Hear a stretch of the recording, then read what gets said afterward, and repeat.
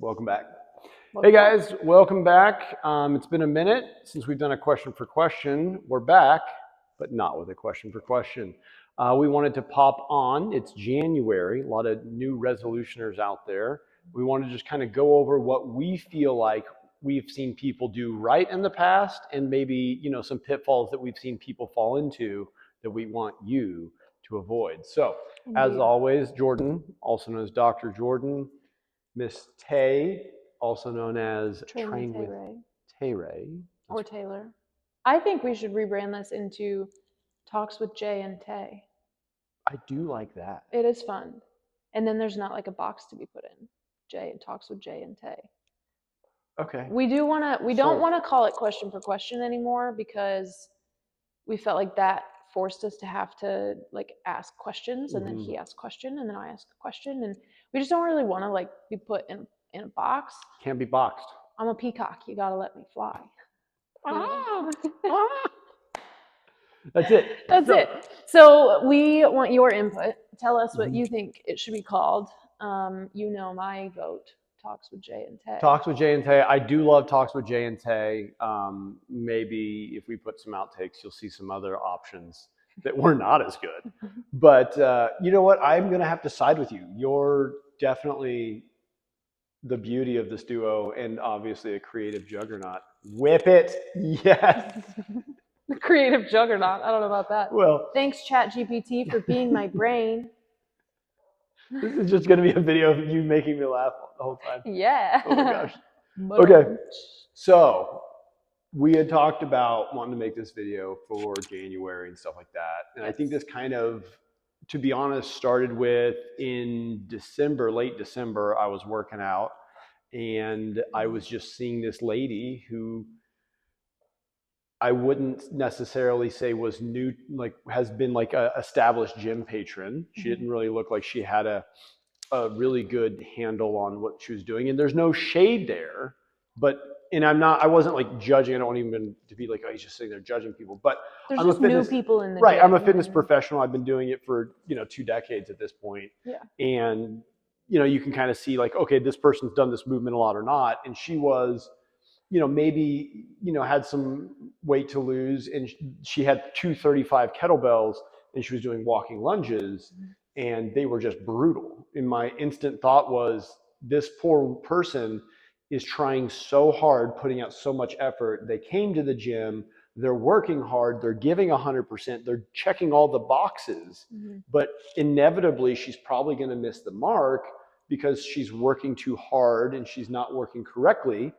And so I kind of wanted to talk about that. So she'll either burn herself out or end up injured and then not be able to go because she's injured or whatever. But absolutely, she's going to burn too bright too fast and something's going to go wrong. For sure. And that kind of spells, okay, it's about to be January. I'm sure there's a lot of people going to be wanting to get back into it. And so I just kind of wanted to, have this chat with Tay, a little Tay and Jay chat here to TM pending, to kind of talk about, what are some pitfalls and what are some good things to do. So first things first, if you're going to get back into it, I think it's really worth its weight in gold to connect with a fitness professional, either a personal trainer, an online coach or something. I do think there's tiers to it. I mean, obviously, Googling a workout program would be the lowest tier. Yeah. And then, the more in-depth in-person you get, I think is going to be better and better and better. I think online coach versus in-person is up to you and your schedule. But if you do online, at least make sure you get some FaceTime with your trainer. And I think like credentialing is important too. I work at a gym, the gym we're in, not your typical gym, and I coach group fitness. And it comes across from people sometimes that, I saw this on Instagram or I saw this gal on TikTok and she was doing Bulgarian split squats like this or like that. And it's like, where did that person get their credentials, right? Where are they doing their research? Are they actually training people? Are they only around other fit people? Do they have experience in the gym with coaching? Do they have, credentials of any sort. So I think that's important too. Yes, outsourcing is invaluable, and you can outsource to ChatGPT, you can outsource to Google, you can outsource to some Instagram influencer, but I want you to be like mindful of who you're outsourcing to and make sure that they know their stuff or that they have some sort of credentialing, right? We're all going to differ a little bit, but credentialing is important. And then, yeah, if you're going to do some sort of coaching per se, I would say like online coaching, you should shoot to try to be able to talk to them at some point, whether it's just a phone call once a week or, you know, a video chat. Or if you're like, I run a hybrid where I do online coaching, but like once a week we can meet in person, or once a month we can meet in person. Yeah. Like just something where you can get face and that person knows that you're not just a number. Like that coach knows and treats you like you are individual athlete that you are. Yes, we're all athletes. And not just another number of people that they have to herd to get to the fitness place, you know? So yeah, so you're saying like, you know, follower count doesn't correlate to expertise. No. And you're also saying that make sure that, you know, whoever you do, whatever route you go, find someone who will actually talk to you and give you the time of day, not give you just a cut and dry boilerplate workout. Yep. Perfect. And if you do generally know what you're doing and you just want to go get someone's workout program and not get coaching, that's perfectly acceptable, right? It's perfectly acceptable just to get a program to follow, but like that's going to be umpteen more times helpful than just going into the gym and shooting from the hip. For if sure. you just go in and you're like, I think I'm going to squat today, and tomorrow I'm going to chest press, like for sure, that's not sustainable. So yeah, definitely you want to have an outlined program and then one that you can repeat week over week for, you know, 4 to 6 weeks, and then maybe you talk with your trainer or you reevaluate from there. But I think what you're saying is absolutely correct. You want a rubric that's repeatable so you can make consistent progress on. Once you've outlined that in your program, what do you think the next step is? You got to do it. You got to do it. You can take the steps to get the things. You can buy all the programs. You can do all the things and prepare until you're blue in the face. But eventually you have to step over that threshold and go do it. You have to get your booty in the gym. For sure. And this is where I think it's important to talk about, maybe even before you commit to that 5 or 6 day a week weightlifting program, can you?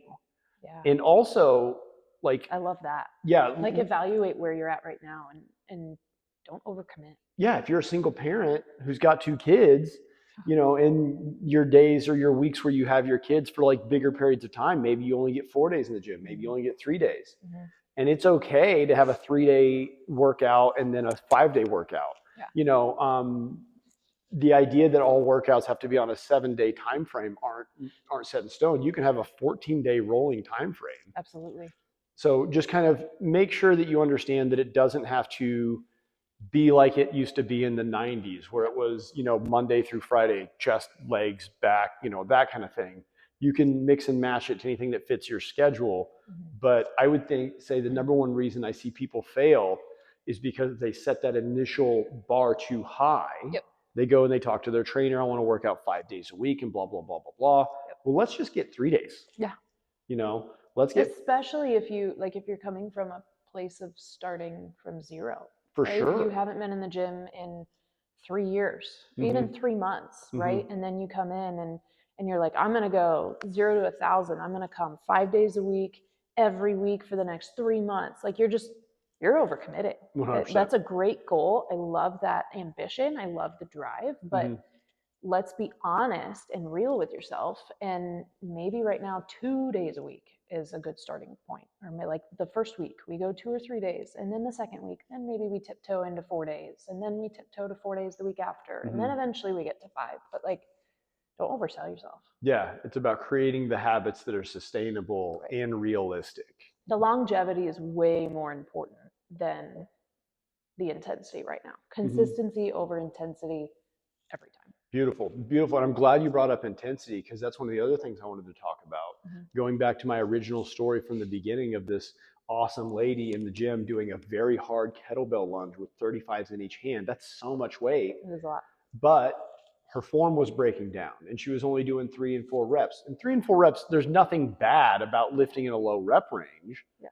But if you don't have the neuromuscular coordination to do the correct form, you should probably drop the weight and up your reps a little bit. And, I think we would both agree that for someone coming back to exercise, it's a really poor idea to go from untrained, unconditioned into a 3 to 4 rep range. That's just a recipe for injury. For sure. I think we would both agree that even if you don't have any access to a gym, you don't have any access to weights, even doing like body weight calisthenics, 3 sets of 12 is in just getting that consistent program back is going to be worth its weight in gold. Absolutely. Yeah. And like an important thing to note with that too is some people think that, when you get started in the gym, you should be sore.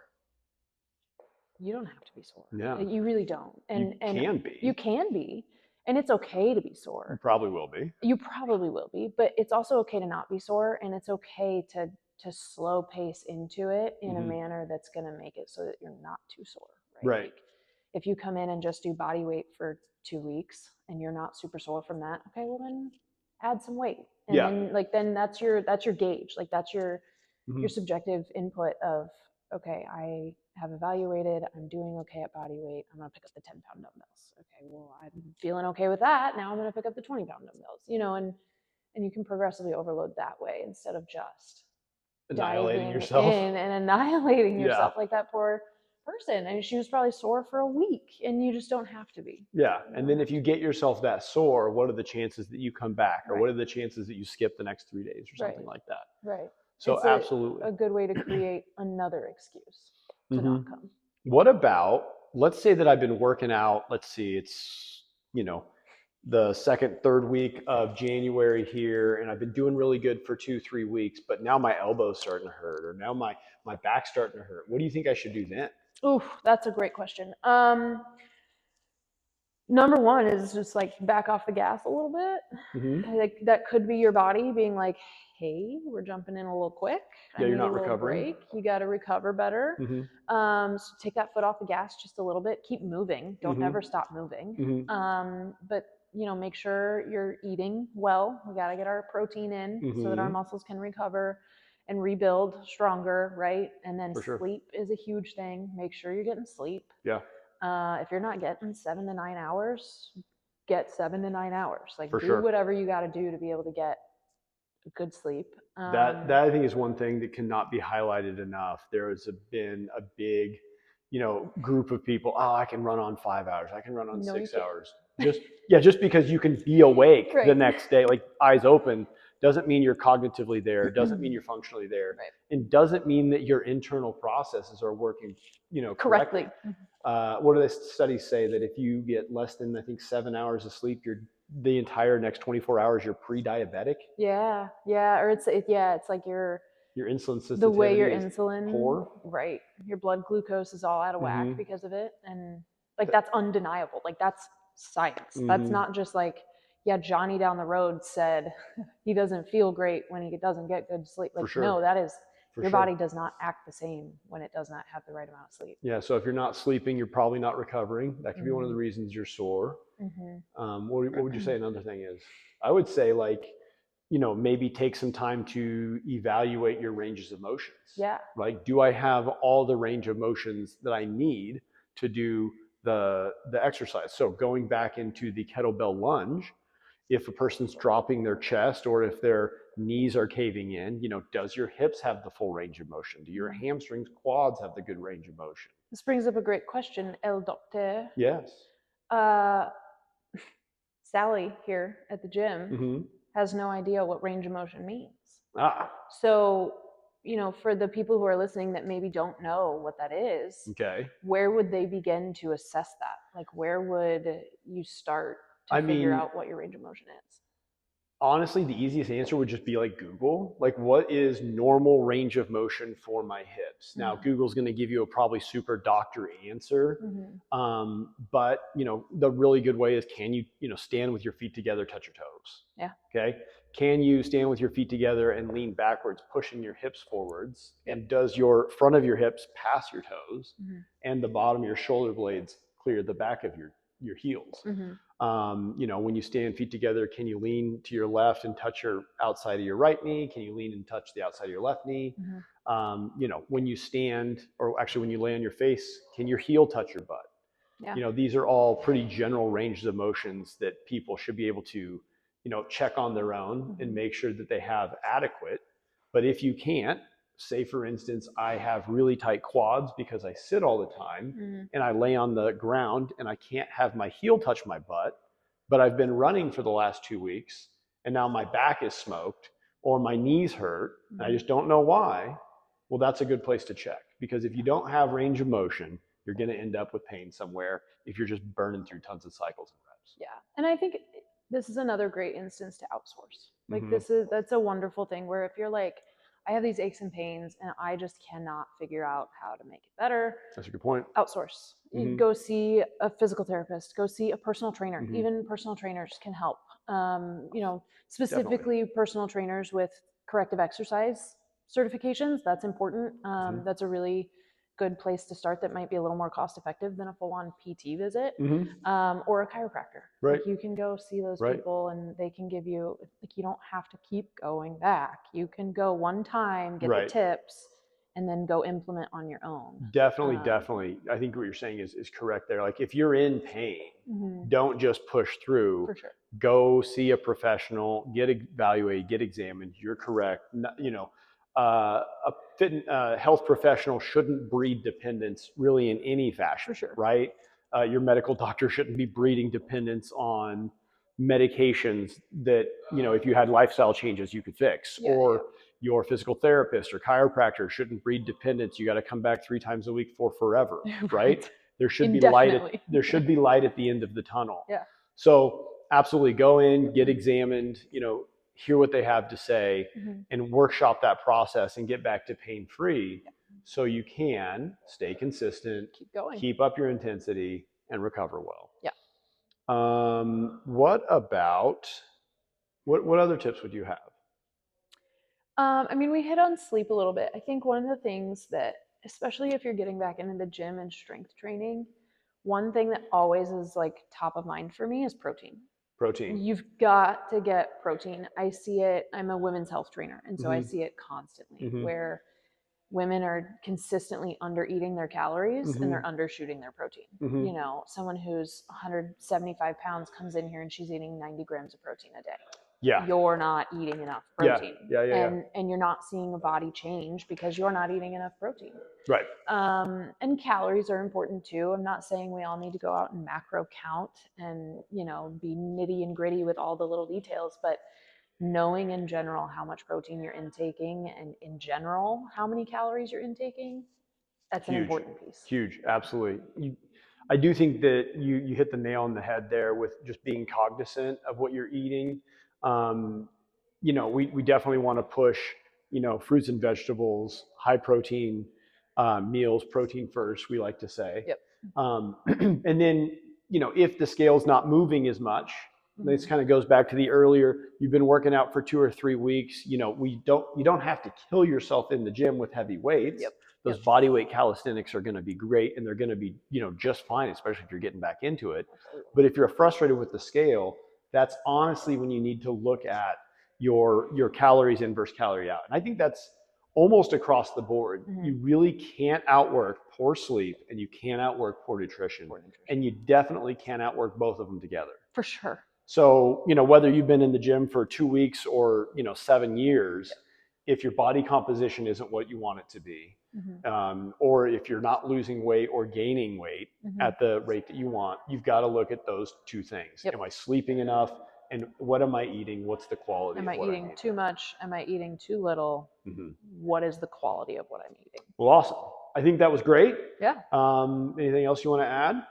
I don't think so. I think that's in a nutshell, like how to get started. Awesome. You know, and awesome. I agree. We don't want to give you too much stuff to do because we can sit and I can keep throwing darts and we can keep spitballing back and forth. We could talk all day. But we'll save that for another time because this is supposed to be a basic. How do I start? Tell me where to start. For sure. That's how you start. Well, all right, guys. We wish you all the best. let us know in the comments what videos you'd like to see, what conversations you'd like us to talk about, and then the what should we yucky call stuff. this? Like, comment, subscribe, smash that Smash subscribe button, it. smash, Repost it. yeah, Please. repost. All right. Thanks, guys. Bye. Bye.